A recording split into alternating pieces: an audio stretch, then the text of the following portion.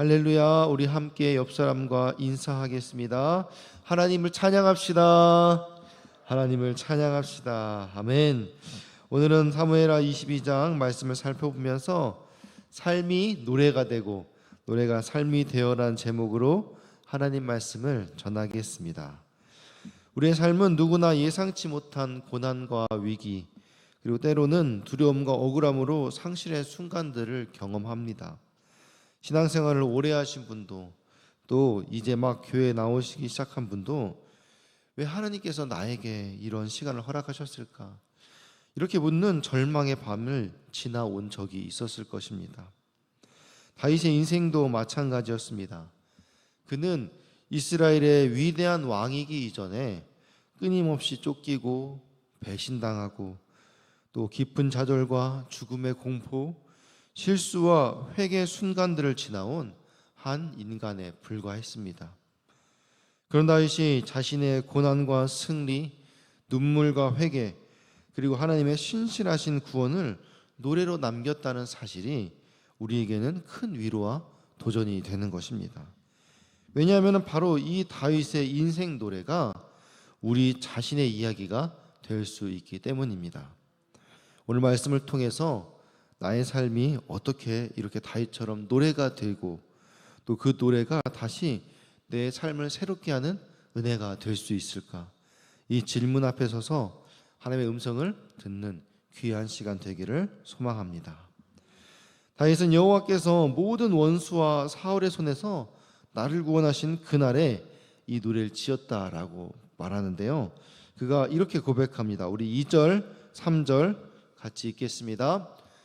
이르되 여호와는 나의 반석이시요 나의 요새시요 나를 위하여 나를 건지시는 자시요 내가 피할 나의 반석의 하나님이시요 나의 방패시요 나의 구원의 뿌리시요 나의 높은 망대시요 그에게 피할 나의 피난처시요 나의 구원자시라 나를 폭력에서 구원하셨도다. 아멘. 이 고백은 다윗이 지나온 인생에서 경험한 하나님을 고백한 것입니다. 고난과 위기에서 자신을 구원하신 하나님을 높이는 내용인 거죠. 다윗의 삶은 그렇게 싸움과 도피와 은둔의 연속이었습니다. 그러나 그때마다 하나님께서 구원자 역할을 해주셨기 때문에 오늘까지 왕으로서 하나님 나라 이스라엘을 담당하게 하셨던 것이죠. 오늘 우리가 이렇게 봤던 이 생소한 시적인 은유들의 말들이 다윗에게는 생생한 현장 속에서 경험했던 이야기들이었던 거죠. 우리는 이 찬양의 가사를 통해서 이런 문장의 고백들을 많이 하죠. 여호와 나의 반석이시다, 요새시다, 나를 건지신 자다, 피할 바위, 방패, 구원의 뿔, 높은 땅대. 우리는 이런 찬양의 가사들을 통해서 되게 아름다운 시적 언어들처럼 보입니다. 근데 사실 이 단어들을 자세히 살펴보면은 거의 다 전쟁 용어들이에요.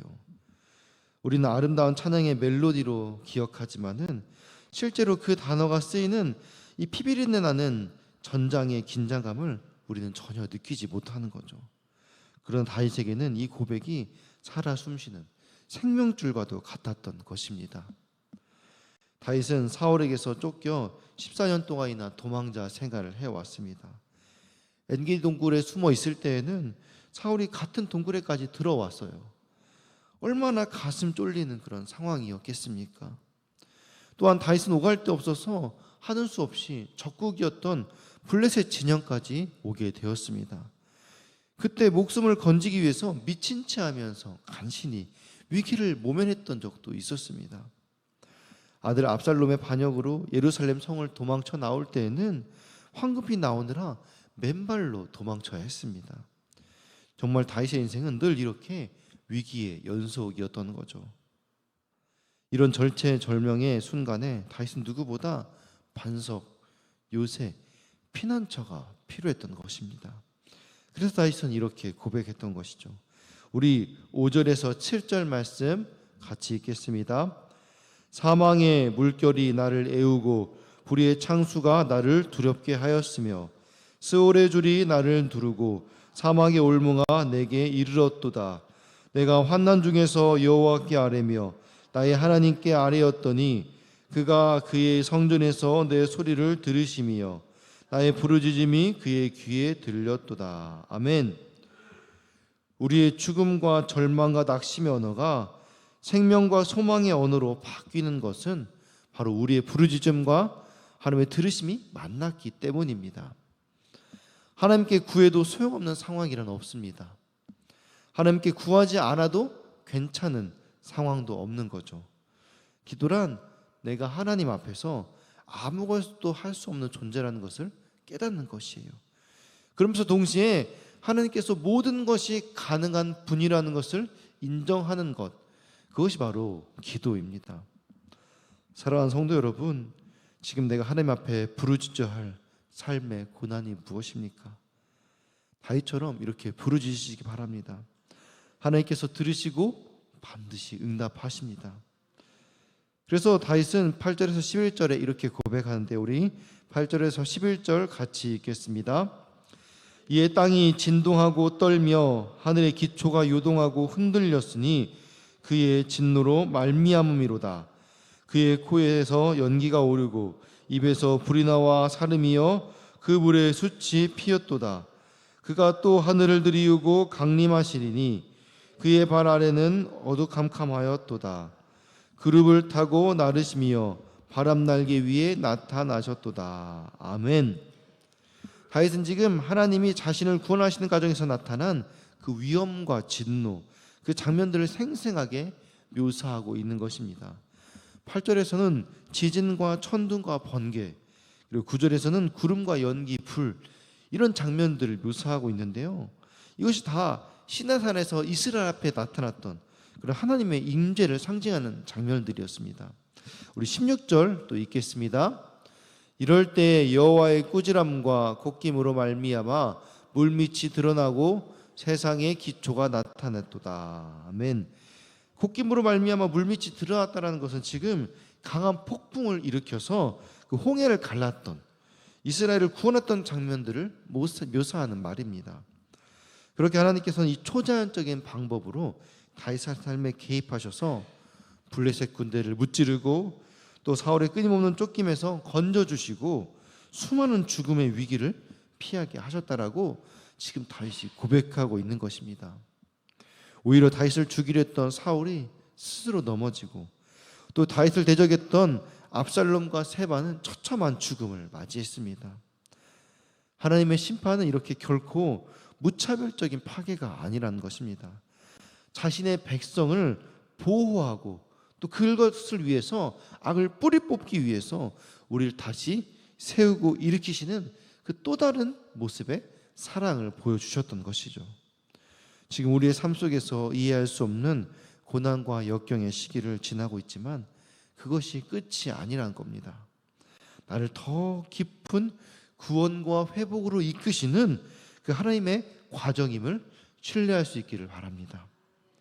여기서 우리는 한 가지 더 중요한 진리를 발견하게 됩니다. 하나님의 심판과 경계, 징계, 그리고 이 보호와 인도는 결국 하나님께서 우리와 맺으시는 그 언약의 관계에서 비롯된다라는 거예요. 우리를 구원하시는 게 무엇을 의미하는 겁니까? 하나님 우리와 약속하신다라는 거예요. 우리를 백성 삼으시고 어제 우리 알파에서도 우리 담임 목사님께서 말씀하셨는데 우리가 하나님의 신부가 되어서 교회가 우리 신부가 되어서 하나님과 그렇게 언약의 관계를 맺는 거예요. 그래서 끝까지 보호하시기 때문에 하나님께서 우리를 이렇게 인도하신다는 것입니다. 하나님은 일방적으로 심판하시거나 구원하시는 분이 아니십니다. 우리가 그분의 길을 따르고 말씀을 붙들며 죄를 떠나 회개하는 신실한 삶을 살 때 하나님은 그 순전함과 의로움을 기억하시고 반드시 보상하신다는 것입니다. 다윗의 삶이 바로 그 증거였던 것입니다. 고난과 심판의 터널을 통과한 다윗은 하나님의 공평하심을 삶으로 경험하게 되었습니다. 그래서 다윗은 하나님이 자신의 의로움과 깨끗함을 따라서 상을 주셨다라고 이렇게 고백합니다.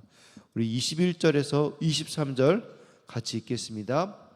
여호와께서 내 공의를 따라 상 주시며 내 손의 깨끗함을 따라 갚으셨으니 이는 내가 여호와의 도를 지키고 악을 행함으로 내 하나님을 떠나지 아니하였으며 그의 모든 법도를 내 앞에 두고 그의 규례를 버리지 아니하였음이로다. 아멘. 이런 다윗의 확신은 자신을 자랑하는 교만한 마음이 아니었습니다. 겸손한 태도로 하나님께서 자신의 삶을 인정해 주셨다.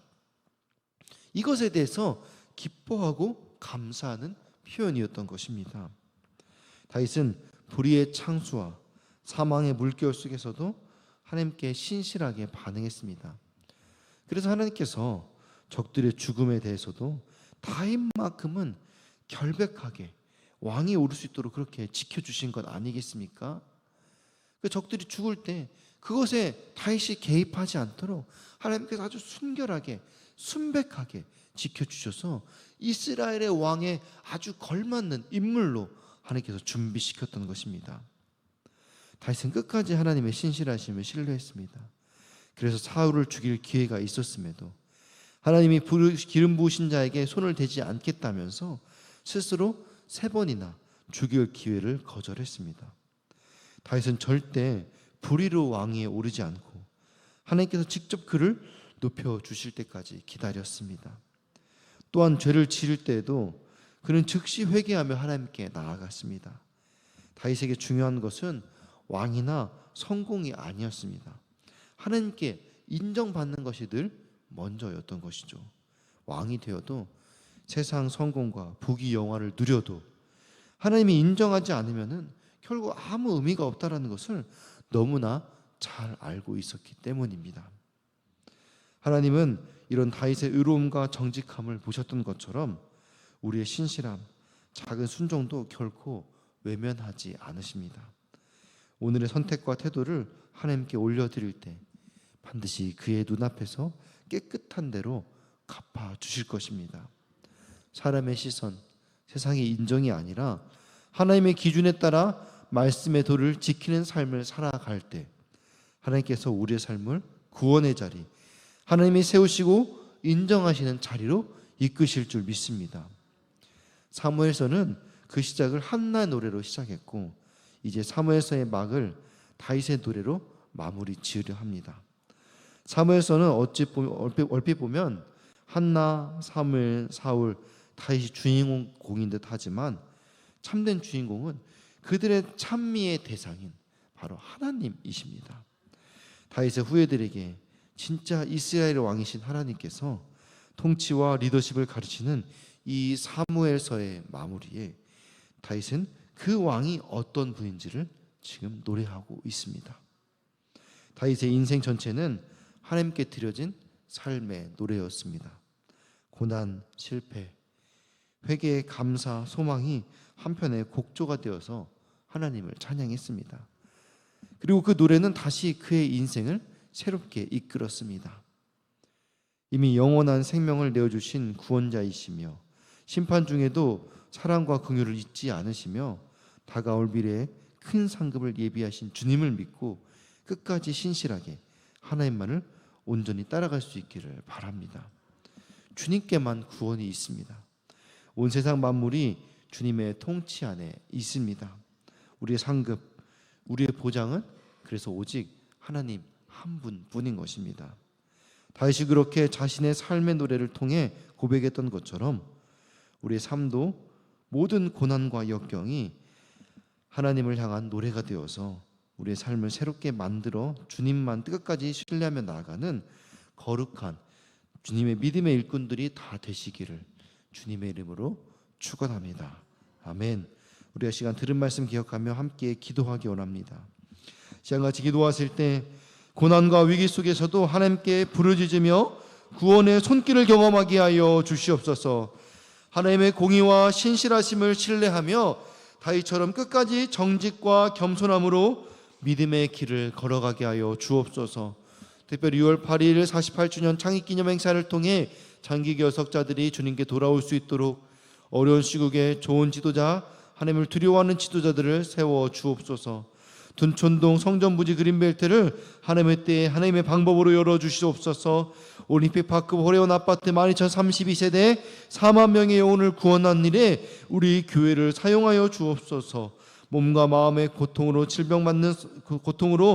고통받는 성도님들 치유하여 주시고 돌보는 가족들을 위로하여 주시옵소서. 각자의 기도 제목을 위하여서 사랑하는 주님의 이름 3번 부르고 같이 기도하시겠습니다. 주여,